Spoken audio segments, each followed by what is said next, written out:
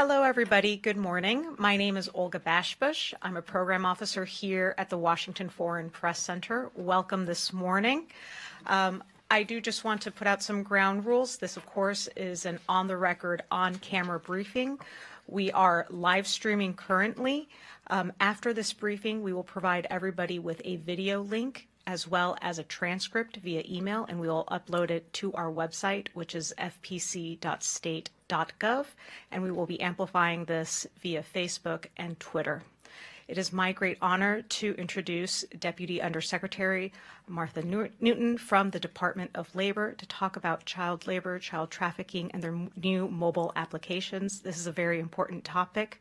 I do encourage you to please ask questions. We have a small group, so this is great.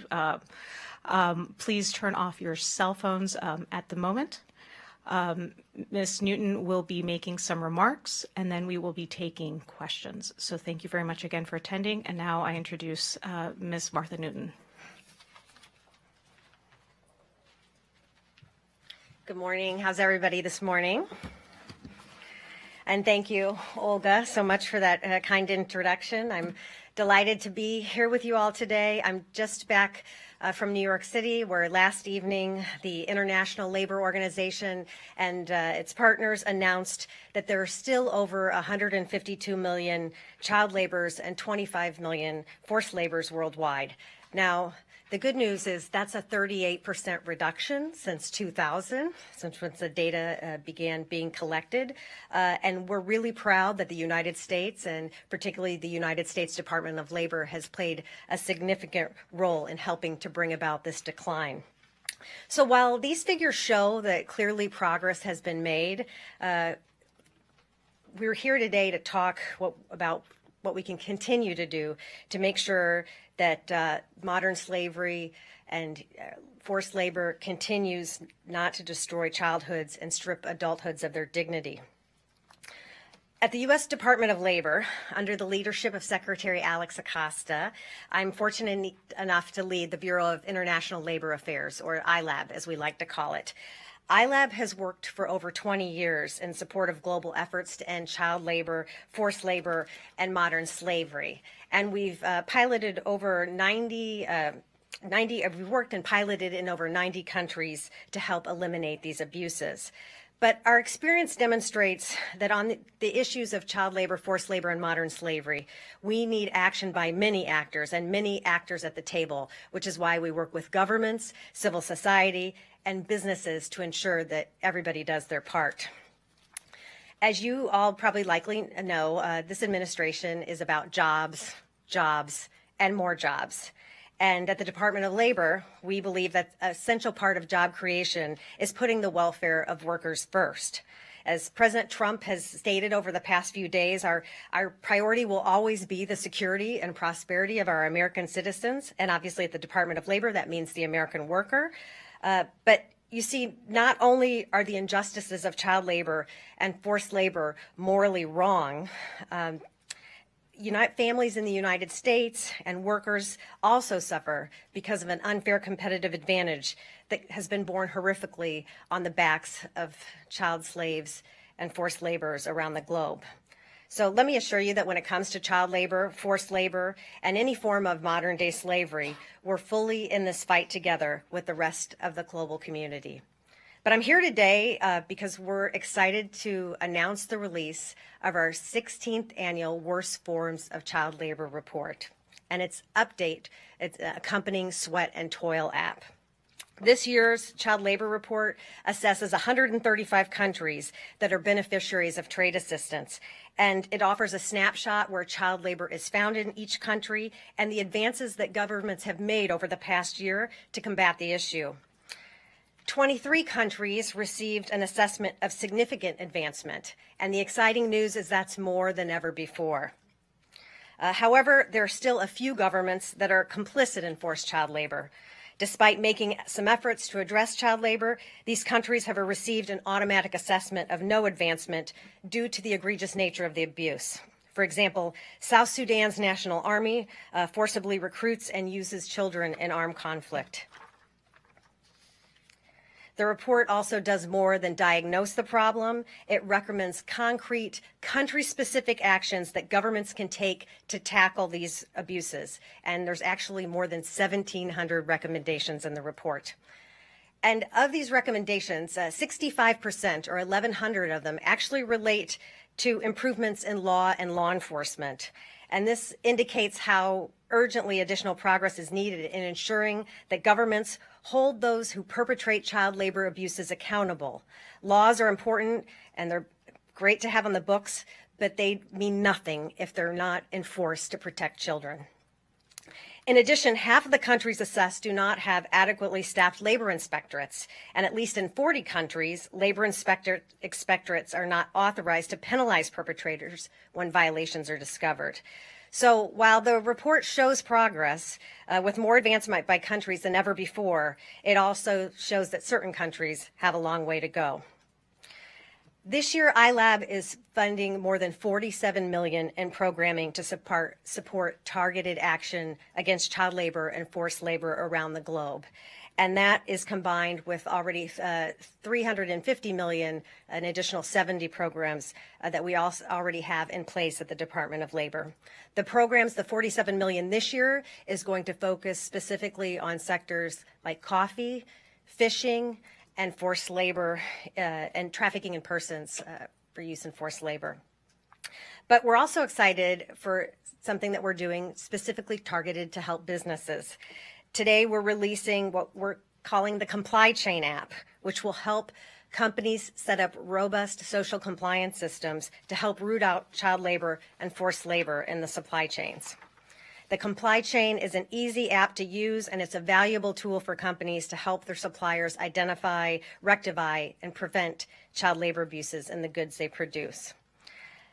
So we're really excited. It's when you talk about data, some people tend to glaze over, but we are very excited about how this tool is used to benefit workers and workers around the globe. I hope that you'll personally join us in this effort by raising greater awareness for these issues through your reporting.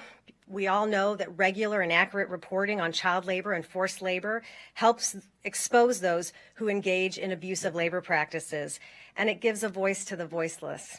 So thank you so much. We really appreciate you all being here today. And I just want to give a thank you to the team at the U.S. Department of Labor and the Office of Child Labor, Forced Labor, and Human Trafficking. We have some of our experts here today who are going to be answering some country-specific questions, and I just commend them for the incredible work they've done on this report. Thank you very much.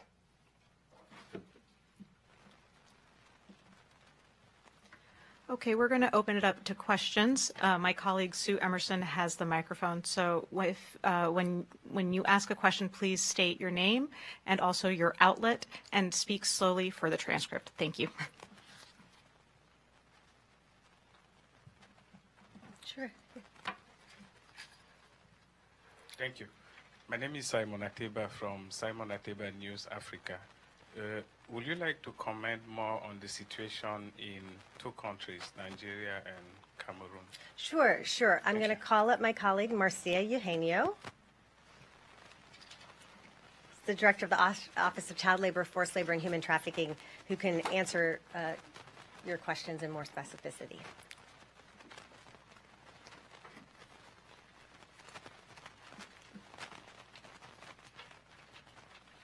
And could you say the two countries again, just so we can make sure? Thank you.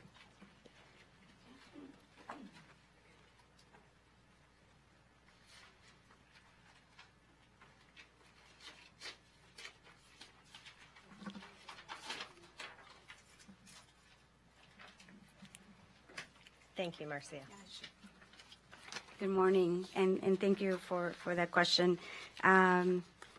I just want to start by saying that Africa is one of the continents that has one of the largest proportion of children engaged in child labor. The ILO, the International Labor Organization, recently released, actually yesterday released, some new global estimates. And about 152 million children are involved in child labor. specifically for Nigeria, and we have, as Deputy Undersecretary Newton mentioned, we have a number of reports and tools that we use. We have the report that we're releasing today on the War Crimes of Child Labor, but we also have a list of goods made with forced or indentured child labor that is produced as part of the Trafficking Victim Protection and Reauthorization Act. On Nigeria specifically, there is sort of good news. Nigeria actually received this year a assessment of moderate advancement for its efforts in eliminating the worst forms of child labor. Some of the steps that Nigeria took included a national plan, social protection plan, that provides cash transfers to extremely poor families on the condition that they send their children to school. Now, that is probably one of the most effective ways of addressing child labor, which is like trying to address the needs of the family and engaging them and trying to figure out like the root causes of why the child is working. But Nigeria still has some areas where some additional efforts are needed. Children in Nigeria are still involved in trafficking. There is children working in quarrying, in granite, in gravel, commercial sexual exploitation, forced begging, and armed conflict. There's also some issues related to enforcement of the laws and issues related to making information available for programs and for designing actions to address the problem. Regarding Cameroon, similarly, Cameroon also received a assessment of moderate advancement.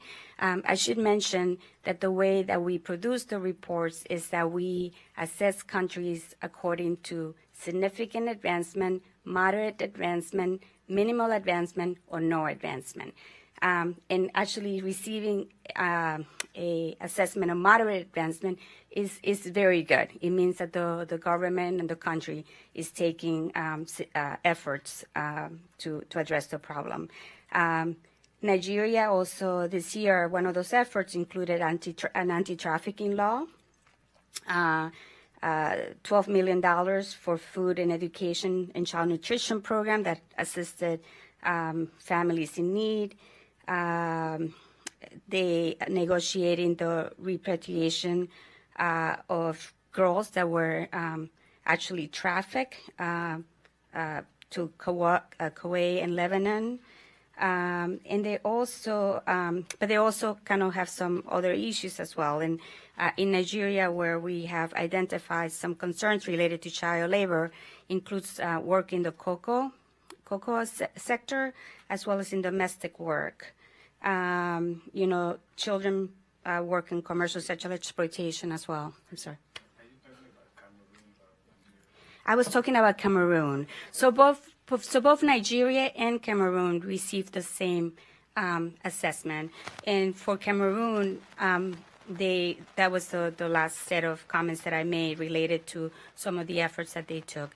And, the efforts that I'm discussing here, they're all included in the report. The one thing that I will say about this is that this year more than ever, we've seen countries actually take efforts and increase the level of engagement on this issue. There is a lot of, I've been working in this issue for over 25 years.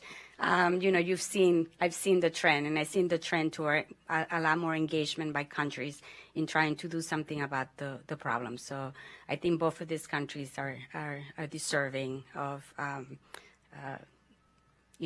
receiving the assessment that they're receiving today. And we look forward to engaging with them in actually reviewing some of the recommended actions that we have in the report. Thank you.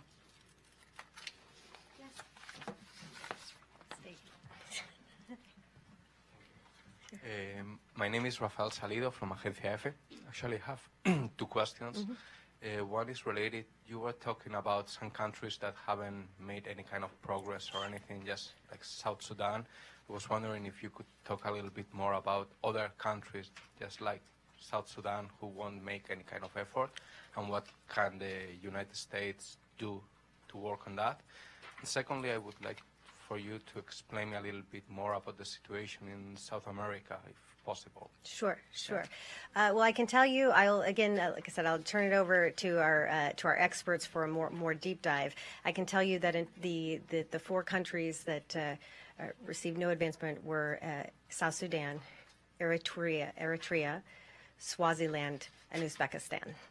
And then as far as South America, we'll talk just Latin America and South America in general. I'll give an example of where we've got some really great technical assistance and where this program, this report is as a result of the Trade and Development Act of 2000, where it required us to, and countries who are part of trade commitments to the United States under GSP, to make sure that they're addressing the worst forms of child labor.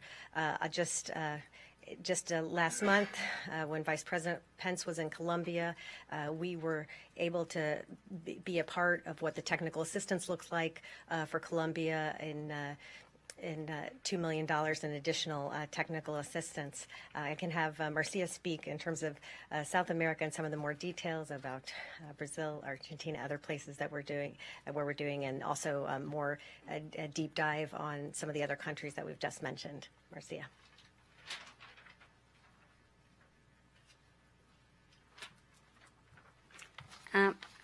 Thank you for that question.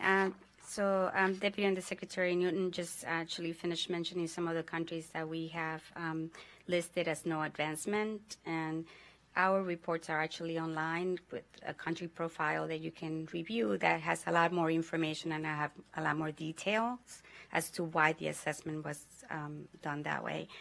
I was also asking about that issue, what can the government do about it? Sorry. Which I don't know if it will be on the report. I do realize that the name of the countries will be there, but what can the United States do to work on that? Sorry. No, thank you. Thank you for the clarification. Actually, that's a great way of introducing why is it important to kind of why are we here? Why is it important to talk about the report and produce the report, rather than just listing countries and saying they're making advancement or they're not making advancement. Just starting with the countries that are not making advancement, we have a very detailed list of the things that we think actions could be taken to address the problems that we're highlighting. So not only do we use the report to shine a light on a problem, we also provide very specific recommendations that we think will be helpful in addressing that project. And the U.S. government has been working on this issue for a very long time. We are willing and able and ready to engage in policy discussions with any country that want to talk to us about this issue and kind of discuss very concrete type of solutions. Excuse me. In a more positive part of this discussion, I want to talk about those that actually did made a significant advancement, because I think it is important to highlight those countries and to continue to encourage them to do more. And you mentioned Latin America, and Latin America happens to be one of the regions where most of the countries that made significant advancement are actually in Latin America. And there is a good reason for that. In Latin America, countries like Brazil, Peru, Colombia have actually taken the issue of child labor and forced labor to heart. And they are taking concrete actions. They are passing laws. They are enforcing the laws. There's still gaps there that they can work on, but they're still making efforts in that regard. They are taking policy, developing policy documents and action plans, and they're instituting social protection programs that actually help vulnerable families to send their children to school and to get rid of abusive situations. A lot more could be done. No country is perfect, but some of these countries have actually done quite a lot. And Latin America is certainly an example of a region where a lot of efforts have been taken. Something else to say about Latin America is that in November of this year, November 14 and 16, Argentina is going to host the 4th Global Conference on the eradication of child labor. That is a very big commitment for the region, for the country, but also like bringing in other governments from other countries, from other regions of the world into Argentina to have a very extensive and significant and concrete discussion on how to move this issue forward. Could I do a follow-up on Latin America? Thank you. I'm Luis Alonso with the AP. I would like to ask about the challenges. The report mentions not enough funds in inspectors and social programs. Do you guys see political will, or is the recession that the region is in now the main reason for this? And I also wanted to ask you for a comment on the 2 countries that have minimal advancement that the report hardly mentions, which are Venezuela and Uruguay. Bolivia is discussed a lot, but Venezuela and Uruguay is not mentioned at all. So if you could please, a brief comment. Thank you. You need to handle? Yeah, Venezuela. Okay, so for Venezuela and Uruguay. Uruguay actually does not have minimal advance. Uruguay has. You say Uruguay? Minimal advance. I saw in the map. Yes. It's in orange. Yes. Okay, I'm trying to look at my list here. Page 14. Oh, yes. I'm sorry. I thought you were talking about Paraguay, who happens to be a significant advancement country. So I was confusing my piece there. So Uruguay did receive a minimal advancement in efforts to eliminate the war on child labor. It's interesting because Uruguay had been, in earlier years, they have received higher assessment levels. And this year, they took some efforts, but the way that we produce the report is that in order for a country to receive a significant advancement, the country must take a significant action in legislation, enforcement, policy, coordination, and social programs. And the way that we look at it is if there are no problems in any of those areas, we don't necessarily fault the country for not taking an action, but we expect continual progress to take place. In Uruguay, there were some efforts, but there continues to be a significant problem with child labor, and therefore we felt that the minimal advancement assessment was correct. Now, for Venezuela, I'm trying to look.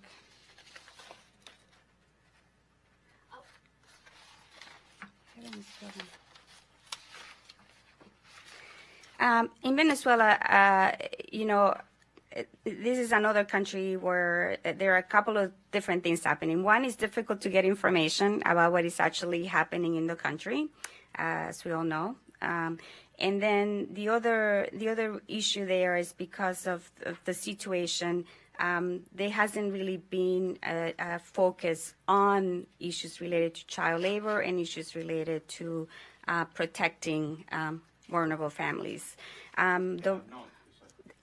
There has not been, according to the information that we have.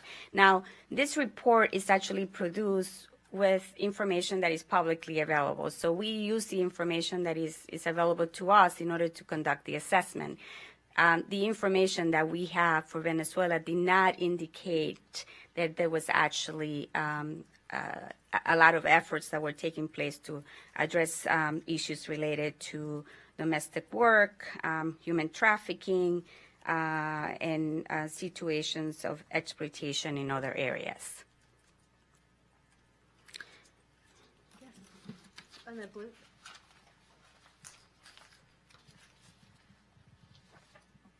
Yes. Hi. I have specific questions about Azerbaijan and a question on Russia. I didn't see it listed in the report, so I just wanted to know whether it was there Sure. and I just missed it. Well, Russia's not under GSP, so as far as being covered under this report would not be an identified beneficiary that we would have to report on with regards to this report. I'll speak to Azerbaijan, and then if there's any information we can share with Russia, but it's not covered or required underneath this specific report. As far as Azerbaijan, I know that they were given automatic minimal advancement. And the reason why is they instituted a practice that delays advancement on the worst forms of child labor. And they suspended all labor inspections not based on a formal complaint. So that's the date of during the year 2016.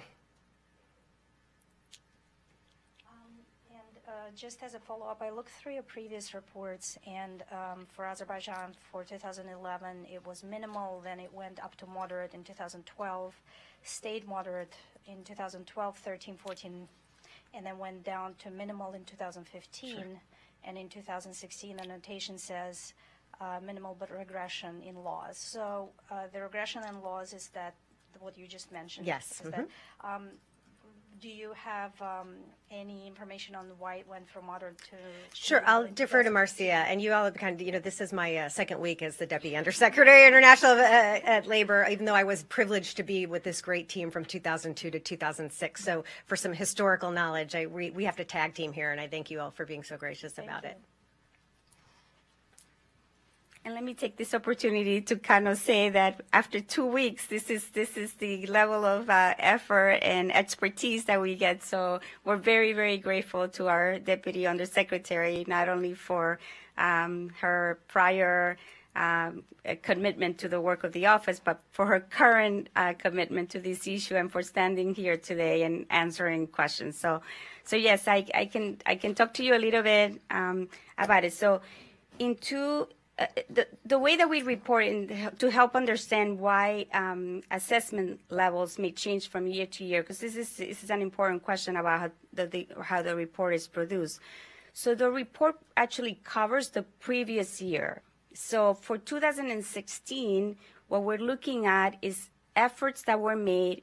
Actually, for 2017, the report that we're publishing today, we're looking at the efforts that were made in 2016. So we cover the period from January 2016 through December 2016.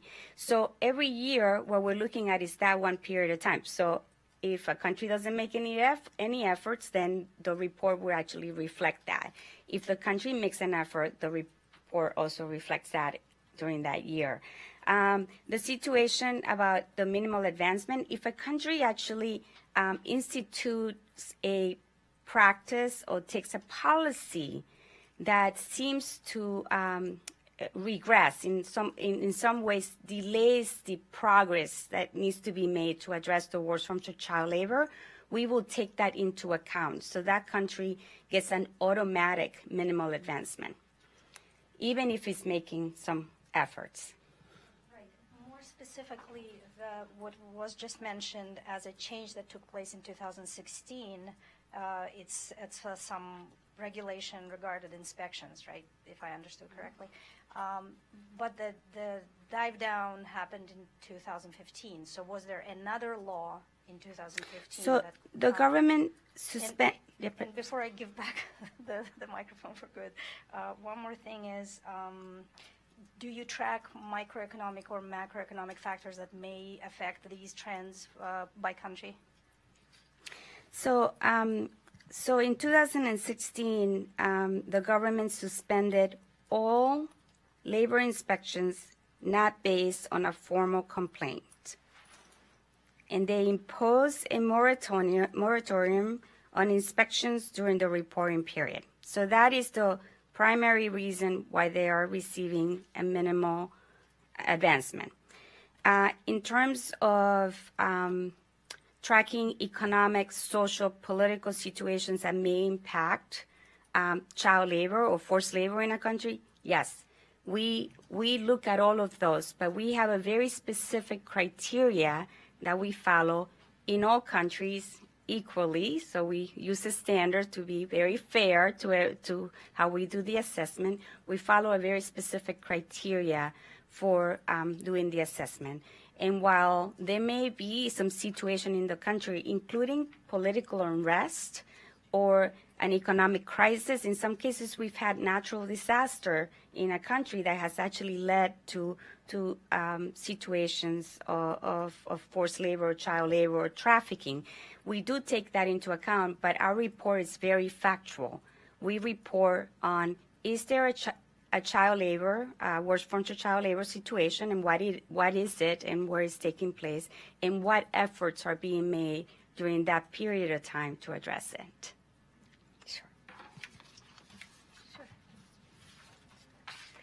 Hi, my name is Sarah Cook. I'm with NHK Japan Broadcasting. I had a couple of questions. So first of all, I was wondering if you could talk a little bit about countries that you've seen regressing from previous years, or from last year in particular, where you've seen major backsliding and maybe even major improvements as well. I was also wondering about the countries that had no assessment, what the reason for that is, if it's just a lack of information or if there's a particular reason for that. Sure.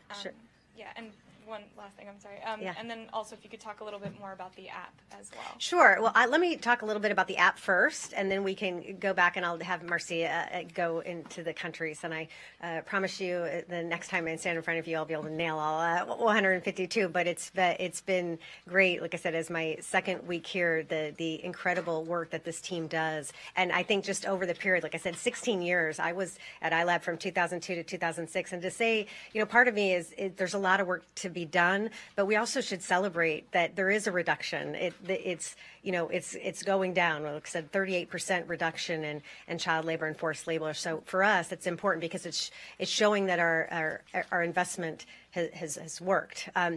But about the Comply Chain app, and we really hope that you all can be voices for this. It is a specific application that was developed. We had, if you're not familiar with our Sweat and Toil app, that you're able to look at the conditions of countries on child labor and forced labor and get more specific information. But as we all know, forced labor and child labor is a result of, often egregious abuses in a business supply chain. So the application is developed. It has 8 different steps that you take that takes you through, and it kind of has some different tracks. So first of all, for businesses that may have no social compliance system at all, it will take them through. And and the reality is, folks who just don't know where to start. I mean, one of this thing the report does is shine a light on abuses in countries that helps us. We work very closely with business. It's business, it's unions, it's government. We all have to work together, and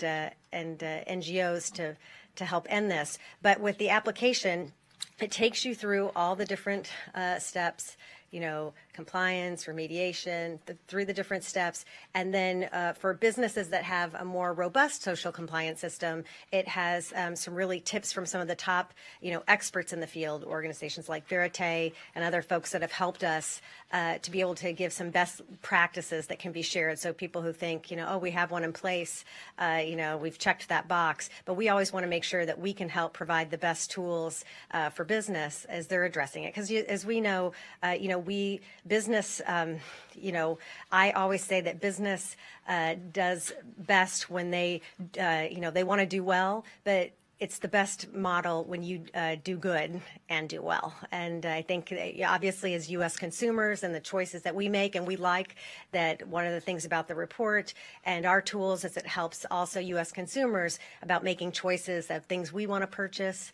It gives you great background information. So thank you all in advance for just helping to be a voice and share about the importance of Comply Chain and the Sweat and Toil app, because it is a great, when they used to do this report when I was here many years ago, it was long before the internet. It was a significant tomb that was very important, but it was hard to be shared and much less carried. And so I'm excited now that we can really put all this information at everybody's fingertips. And then I'll turn it over. Sorry, you have one more question? Okay, but we on the backside, the second part of your question. Sorry, if you can just repeat it for Marcia. Yes, sure. Thank you.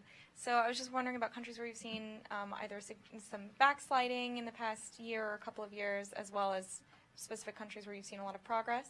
And then also the no assessment countries, why that is. Can you start? Yeah. I'm giving Marcia a workout today. Yeah, Thank you. I need it. I'm glad and I'm doing this without coffee, which is quite a challenge. So let's start with the countries that are backsliding. So we only have 2 countries this year that actually are new to the automatic minimal advancement countries, because efforts were made, but there was regression in practice or delay advancement, and they are Iraq and Mauritania. So for Iraq, it is because they facilitated the recruitment of child soldiers, and that is one of the issues that receives an automatic minimal advancement. Then the other one is Mauritania. And Mauritania is because of the compulsory labor, so basically forced labor in agriculture and in some public areas. Actually, Mauritania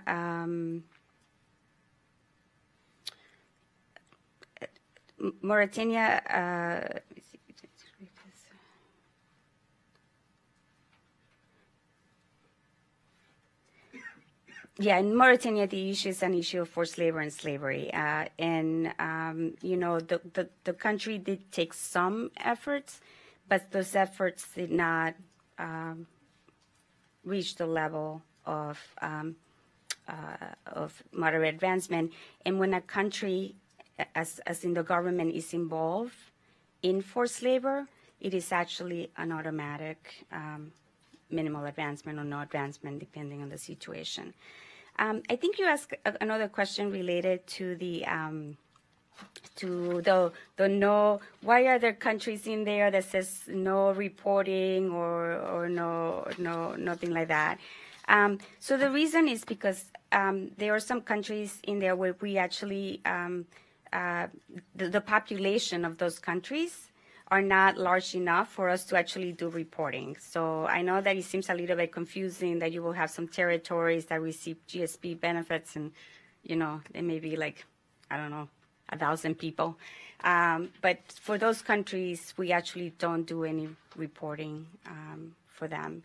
In the report itself, in that magazine style that you got, there is actually an explanation for the criteria that we use and the methodology that we use in the report that is very useful in trying to kind of understand the different assessment levels. And we're always happy to kind of talk to you and explain it and kind of get you to understand a little bit more. But I really encourage everyone to really take a look at the report itself and read the assessments, because we don't want the tagline to be this country receive a minimal assessment or this country receive a significant advancement. We want the tagline to be, it's like, we're making progress. There is still a lot more work to be done. And there are countries that need to do even more work to actually remove children from the worst forms of child labor or adults from exploitation as in forced labor. Thank you. One more? Yep. Hi, this is Saskia Fröhlich from the German Press Agency. I have a question on a country that is not covered by the report as well, but I figured maybe you have information about it. Can you comment anything about the forest workers in North Korea or sent from North Korea to other countries? Sure. Well, obviously this is a challenging situation, and I think as far as I'd be happy to talk to you more, on background about that specifically after this session. Marcia, as far as North Korea and on prison or forced labors going perhaps across to other borders and workers, obviously it's not addressed in the report. No. Yeah, but we'd be happy to give you more information or background on that. And Marcia, if you have any comments. Yeah, so North Korea is not really addressing the report, so it wouldn't be covered. We do have another report, which is the list of goods produced with child labor or forced labor in violation of international standards. So you could actually look at that one. And that report actually have sources of information that we've used to include information that could be useful for you if you're interested in more of the situation of forced labor from North Korea and other workers going into other countries. We will, however, if there are workers from North Korea in situations of exploitation, abuse, child labor, forced labor in that country, we will report on that country itself if it is covered in our report and say, it could, for example, say children from this country are being abused in this situation. But it will reference North Korea, but not necessarily as reporting on North Korea in the report. I did want to correct the record on Mauritania because, and I want to be very specific on why we did the assessment that we did because it's somewhat of a technical issue. So in Mauritania, they received a minimal advancement because it continued to implement a policy that require proof of marriage and biological parents' citizenship in order to get a birth certificate. As a result, children born out of wedlock and many other children of ethnic minorities in Mauritania have been prevented from being registered at birth. So, and the implication of this is that in many countries, if a child doesn't have a birth certificate, that child does not have access to education, and in many cases, they don't have access to social protection programs. And as I mentioned earlier, without education, without social protection programs, without enforcement of laws, it is very difficult to address situations of exploitation, including child labor and forced labor. Thank you. And then my only comment with regards to when you're talking more about goods is, one of iLab's banner reports is also authorized under the Trafficking Victims Protection Reauthorization Act, the TVPRA, where we're required to report on products made with forced and child labor, and that's every 2 years. So you're going to be able to look forward to getting that report in 2018, and we'll be updating the list of goods and services at that time. And thank you all so much today and being here. And like I said, we're always happy. Please reach out to DOL if you need any more additional information on background. To other folks that are viewing around the world today, we thank you so much, and all the posts around the world that do such a tremendous job of helping the U.S. government do this, not only do this work, but do this work exceptionally well. So thank you again, and thank you to the Foreign Press Center for having us today. We really appreciate it. Thank you so much. Thank you to the Deputy Undersecretary for her remarks and for answering your questions. If you have further questions, please send it to fpcowner@state.gov. I will make sure that you get a response. The transcript and the video will be up shortly. And thank you again for joining us.